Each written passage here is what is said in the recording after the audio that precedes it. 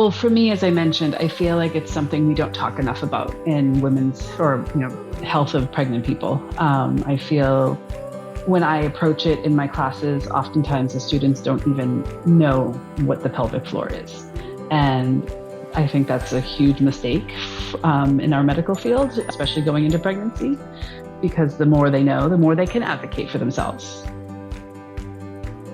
Welcome back, my dear. If you are listening to this episode around the time it's released, which is around mid to late May of 2023, you probably heard that I am co-teaching a pelvic floor workshop with my friend and colleague, Kristen Stevens at Discover Yoga. And I'm happy to tell you that we found some time between baseball games and driving lessons, we both have teenagers, to record a quick little episode about the pelvic floor for you. So here in this episode, we talk a bit about why the pelvic floor is so important, how birth is so much more than just thinking about the cervix, and we'll share a bit about the workshop that we'll be hosting in June of 2023. If this workshop is something that is of interest to you, the link to register is in the show notes. Or you can visit my website at naturalbirthcompass.com/events to find the link to register. Kristen and I are so excited to be putting this workshop together because it's a live workshop and it will give us the opportunity to offer real feedback and have time for Q&A from both Kristen and myself, whether you attend virtually or if you're local to the Redmond, Washington area and you want to come in person to the studio. But even virtually, the way the yoga studio has their system set up, we have a big screen so we can interact. There's sound both ways, so we get to interact with all of the students. And that means because this is such an interactive workshop, space is limited because we're only 2 people. So if you do think you want to come, make sure you reserve your spot soon so that you're sure to get a spot. If you would like to attend, it is June 4th of 2023 at 12 noon Pacific. That's 3 p.m. Eastern Time. You can register again through the show notes or on my website at naturalbirthcompass.com/events. I hope to see you there. And now let's hear from my amazing guest, Kristen, on the Unschooled Homebirth Podcast. Welcome to the Unschooled Homebirth Podcast. I have one of my very good friends and colleagues that I have known for quite some time. We'll get a bit into that story here with me today. This is Kristen Stevens, who is a yoga teacher and works with pregnancy and postpartum, doing Mama and Me yoga. And I'm really excited that she and I will be co-hosting, co-teaching a workshop in Redmond, Washington at Discover Yoga in June 4th, Sunday, June 4th. We are hosting this workshop together. It will be in person if you live locally in the area, but you are also able to access it virtually as well. So we'll talk more about how to register for that if that's something you're interested in. But right now, I want to hand it over to Kristen to let her share with us who she is and the wonderful work she does. Thank you. Thank you. So fun to be here. So yeah, thinking back towards when we got to know each other 15 something years ago, when I was trying to get pregnant with my now 13-year-old boys. So very excited, the full circle. Yeah, I'm a yoga teacher. I work mostly at Discover Yoga in Redmond. I've been teaching there for 10 years this month, actually, and was introduced to them by their prenatal yoga classes. So I started taking those when I finally got pregnant with the boys. And after I had them, went back for postnatal and then decided I love the studio so much. I did my teacher training there and I've been there ever since. So really exciting to kind of tie all of this in together. Like I said, I've been teaching prenatal yoga for 10 years now and really love the community that it brings. But most importantly, I love empowering the students. I learned a lot from you, Tristan, and from my teachers at Discover Yoga on, how to make choices for my body and how to advocate for myself during pregnancy and during labor and delivery. And I take some of what I learned way back then, and I hope from what I've learned over the years, give that back to the students that I teach now.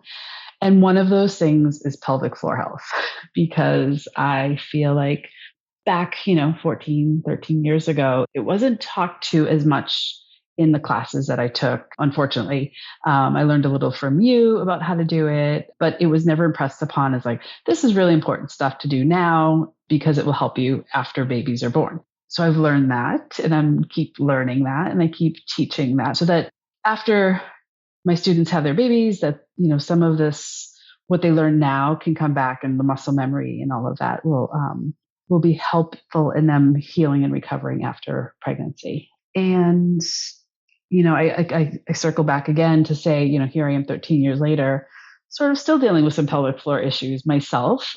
So, I really feel like it's an important topic to be covering. So I'm excited to offer this to our students. So thanks. Yeah, thank you for originally putting this workshop together, kind of getting the ball rolling on that. So I definitely want to talk a bit more about the pelvic floor stuff that we're going to cover in this workshop, because the focus of the workshop is really pelvic floor, prenatal pelvic floor health, leading into birth, leading into postpartum, to prevent a lot of the dysfunction that women feel like is a normal result of having children, that really doesn't have to be, when we understand the physiology and the functionality of the pelvic floor and the pelvis and all the other pieces that go along with it. But I do want people to get to know what an amazing mom and person and woman you really are, because when we did an interview, I guess 12 or 13 years ago. Well, I guess it would have been 13-ish years ago, right? Yeah. After the twins were born, about how you really were able to advocate so much for your choices in the birth room, because having twins vaginally is not really very common. And you also did not have your twins in the OR, correct? You had them in a regular room? I actually did go to the OR. Oh, you did? Okay. Just as a precaution, because I had been laboring for so long. Yeah. But you didn't start there. I did not start there. That was like, so my boys are 26 minutes apart, and I went in probably maybe a half hour before Adam was born, but I labored most of the time in a regular room. Which at the time, and I don't know, I don't attend a lot of hospital births, so I don't know how twins are regularly handled now. But at the time, when you went in labor with twins, you were automatically sent to labor in the operating room, not in a labor and delivery room, because they just assumed you were going to need some sort of surgical assistance. Right. Well, and that's kind of, other than the acupuncture that I did with you, I ended up taking your birthing class. And it was because of the hospital telling us that was what was going to happen, and giving us all of those, statistics about twin parents, or even twins going to the NICU and this happening and that happening. And I didn't like those choices. So I decided to take your birthing class, which gave me much more to stand on. And so that's sort of what deepened our work together, I think. And so, yeah. Yeah, I remember just being so impressed by how much you were able to advocate for yourself and for them. And you guys went home really early too for having twins, right? A day and a half later, yeah. So yeah, I just remember that, just being so in awe of everything you did in that birth. So yeah, I just want to let people know who it is we're really talking to. This is not an ordinary prenatal yoga teacher. Thank you for remembering that, because as I said earlier, 13 years later, you forget some of those things. And it's funny what you do remember about that whole process. Yeah. Oh, I know. Yeah. The bits and pieces you remember of your own birth. Sometimes it's easier for other people to remember. For sure. At least, yeah, all the logistical pieces, because you're somewhere else. Yeah. Yeah. Okay. So let's talk about pelvic floor stuff. So why is pelvic floor the topic we decided on? Well, for me, as I mentioned, I feel like it's something we don't talk enough about in women's, or, health of pregnant people. I feel when I approach it in my classes, oftentimes the students don't even know what the pelvic floor is. And I think that's a huge mistake in our medical field, especially going into pregnancy, because the more they know, the more they can advocate for themselves. And I feel that we can access it when they're pregnant. So again, as I mentioned, that they can work those areas, they understand them so that they're ready to work again more quickly after babies have been born, whether it's vaginally or via cesarean. I think that the longer they have to practice, the more they get comfortable with it. So I do like to include it in a lot of classes. And I do find that a lot of prenatal teachers don't necessarily feel comfortable doing that. So that's why, knowing all the things that I thought it would be a good tie in together. So how I offer the classes and then what you know about all of the science behind the pelvic floor, I thought was a good mix. Yeah, I'm super excited to blend these together. I think for me, the pelvic floor is also really exciting because it ties in so many different parts of the body as well. That yes, we have the pelvic floor that sits inside the pelvis, and it also is connected to the whole of the back, the legs, the diaphragm, the rib cage, breathing, shoulders, even the placement of your head, how you're carrying your head on your body and your neck, and everything will affect your pelvic floor and is affected by your pelvic floor. So it really is kind of one of the center points of the body. So it's a fun area to work with and to get to explore. And like you said, a lot of people really aren't familiar with their pelvic floor and sometimes have a hard time being able to feel the different movements that are happening in the pelvic floor because it's not something we're taught to do. And even people who are very athletic, we're not really aware of our pelvic floor in sports. And actually, a lot of people who are athletes tend to have very tight pelvic floors, we know. So being able to kind of help people really explore all these different connections of their body and really see how it really is one holistic connected being that we are, that you can get into your pelvic floor through all of these access points, even if you feel like you can't do a Kegel or you don't know if you're doing it right. Like there's other ways we can get in there and start accessing it. And, Kegels are really not the only way and often not even the best way. So don't run out and go start doing a bunch of Kegels just because I said that word. We're not going to talk about that. Yeah. And to that point, up until a few years ago, when I started dealing with my own pelvic floor dysfunction, going to see a physical therapist, I was teaching a certain way and I had an understanding to a point, but until you actually experience it, then you start to learn deeper, So like you were saying, I learned that it wasn't just the pelvic floor. It was how I was holding myself. It was how I was breathing. So there's so much more involved than just doing those, contractions and release. And also too, in the yogic world, the pelvic floor is the root chakra, which is that place of grounding and centering. And I can't think of anything more important for expecting parents and new parents to feel that sense of connection and that sense of grounding. And so I think it's also important to address it in that way as well. Yeah, for sure. It also plays such a huge role in birth because that's where the baby has to navigate through. There's not just, we think of the cervix, like all of the attention in birth, I feel like anyway, really gets focused on the cervix, what the cervix is doing. But there's so many more tissues and structures within the pelvis and the pelvic floor. If the baby can't get through there, it doesn't ever matter if the cervix dilates. If the rest of the pelvic floor isn't able to yield, the baby isn't going to make it through the cervix anyway. So the more we can start helping women to get in touch with those tissues, the easier their labor is going to be, the easier time their baby's going to have being able to navigate through those tissues because they're able to let them go. And really it brings, I find, a different kind of connection with the process of labor when women have an understanding of the pelvic floor and the pelvis and how the baby's connecting in and navigating those tissues. Yes. And I think that's so empowering for a mom going through labor to know and to understand what the baby actually has to navigate through to be born. That it can be sometimes it's really fast in some cases, which isn't necessarily good either, but to understand why it's kind of a slow process, that you do have to surrender those tissues and just let them relax and melt away. Yeah. And that surrendering can be really hard. It can be. Yeah. Yes. Just especially mentally too. Yeah. Mentally as well. So yeah.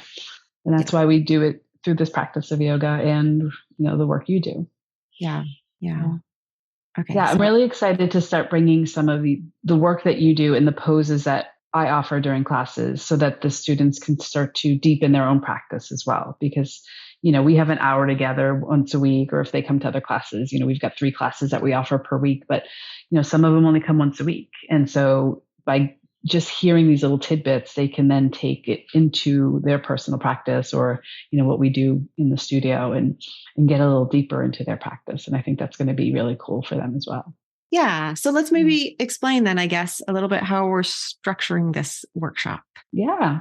So I'm bringing some information from Body Ready Method for those who are familiar with that. If you're not, it's a program that was put together by an exercise physiologist named Lindsay McCoy, who saw a need for helping people understand how to assess and align and support their body and their tissues in this kind of more holistic, interconnected way in order to help facilitate the birth process, ideally leading up to the birth. But there's also a lot of techniques that she teaches similar to spinning babies, which I think people maybe are still more familiar with at this point. But some of it is very similar. Gail and Lindsay, Gail Tully, who came out with spinning babies, Gail and Lindsay have worked together. So there's also how to facilitate birth as the baby's navigating through component of it as well. But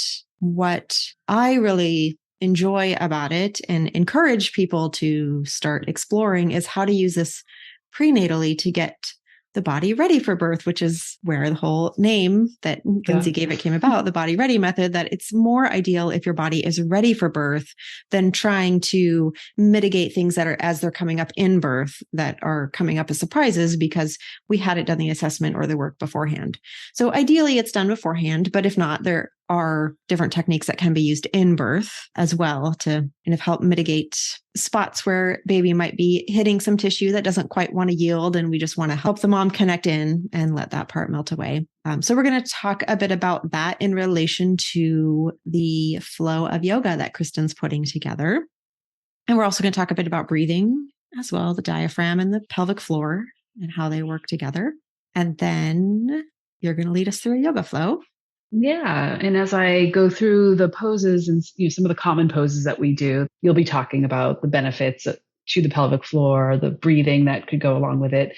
And not only, in the pelvic floor, but where that grows from throughout the body, what to think about in terms of, like you said, getting the body ready for a delivery.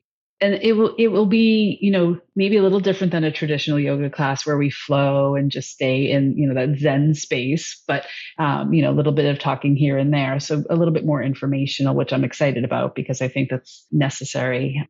And yeah, we'll do some breathing practices, like you said, and have lots of times for question and answering. So it'll be a, informal type practice, but very rich with information. So.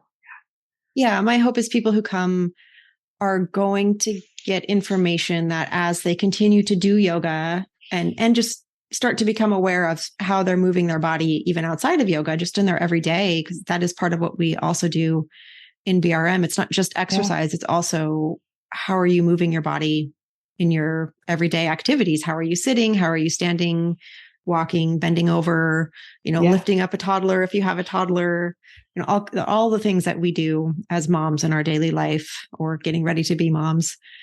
And then as you go forward in yoga, you'll have some of these reminders of like, oh, this is where my pelvis is. And I think I want to bring it here a little bit to help relax certain areas of the pelvic floor, get certain stretches in order to activate certain muscle groups that maybe have been underworking, and then relax muscle groups that are maybe overworking. Yep. We talk about it as Lindsay in the Body Ready Method brings up the idea of, when you had to do group projects at school and you had like the members of the group that would do all the work and then the members who were kind of the slackers of the group. Yeah. And so we kind of have that in our muscle groups too, where we have, maybe you have some external rotators that are working too hard and internal rotators that are instead kind of stretched and laxed and they don't do a lot of work. Well, but when you get into labor, and you're trying to push your baby out, and the ideal position is to have your internal rotators activated, but they're weak and they're not used to being worked, that might cause a little bit of problems in that stage of labor. So if you know that about yourself, then you have plenty of time to start working on balancing that out. So all the phases of labor become a bit more accessible and easy for you. So that is our plan for how this, what people are going to walk away with in this workshop is a lot more awareness and ability to bring this in their daily life and then in their yoga practice going forward. Yeah. And like in the daily life is really important, because that was one thing that I learned also a lot when I was in pre and postnatal yoga. Like you would talk about like, oh, the low back, or oh, this, or, and just little reminders that, when you're pushing your stroller, ways to stand so that you're not slouching, or even washing the dishes. I still think about the postnatal teacher that I had who told me how to stand while I washed the dishes because my shoulders were hurting so much, and so it's really important to know that it's not just on the mat, that this is really something to take outside of our practice and, hopefully encourage our body to be stronger and more supportive of our daily activities. And on top of that, it doesn't only apply during pregnancy and postpartum. It applies forever. That's what I'm saying. Like still 13 years later, I'm standing like at the sink, washing my dishes a certain way. And right. And going through the Body Ready method training. Like I don't have any intention of having another baby. I'm not pregnant, not planning to get pregnant. Very happy to have 2 teenagers right now. But there was a lot of corrections that I was able to make. I mean, I am still making, it's just a continual progress as our bodies are always in flux and changing. But, there's a lot of stuff that I apply to myself all the time still at this point. So. Yeah, it's always fascinating to me when I have a student who will talk about, a common ache and pain. And, when I offer little tidbits of, what they could possibly do to help support that part of the body, they're like, oh, I never thought of that, so this workshop will also give them some of those ideas and takeaways. So it'll be fun. For sure. Yeah. And I'm going to bring my pelvis models, and which I'm very excited about. We'll have some props and hands-on things for people to experience, what the pelvis is doing. As we do certain moves. So you'll get to kind of see that as well.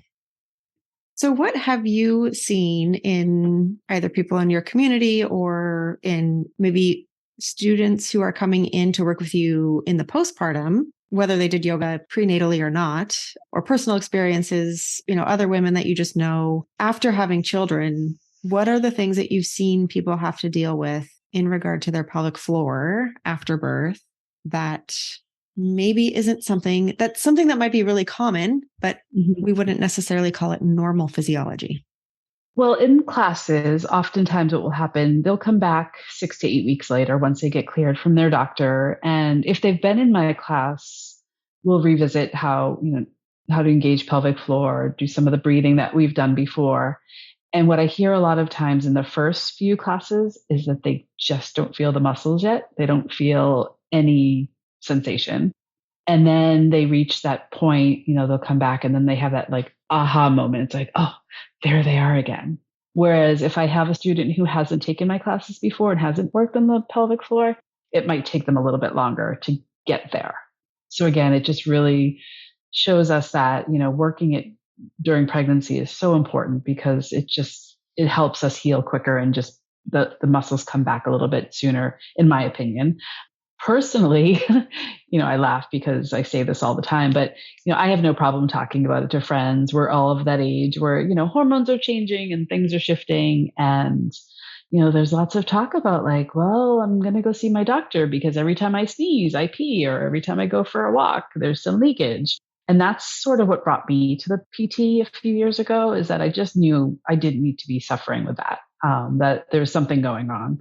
And like I said, that's when I realized it was much more deeper than just those superficial muscles that I could access doing the Kegels or the pelvic floor breathing. But I'm just amazed at how many friends, even family members, think that there's something else wrong, right? There's something that a pill can fix or a little procedure can fix, when PT has just helped tremendously. So I do see it a lot in just my own circles now.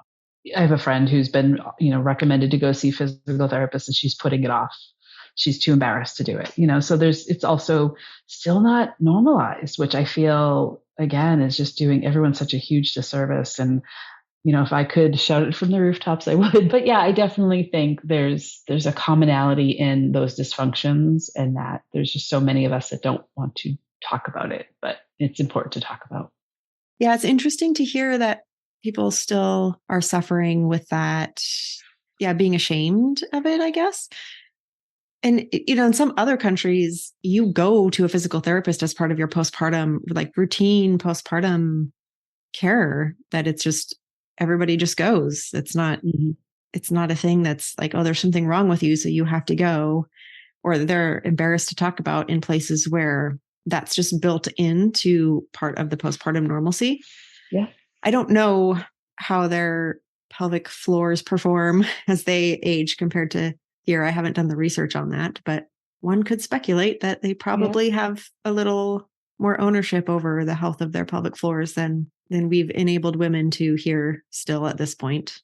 It's definitely become more popular recently.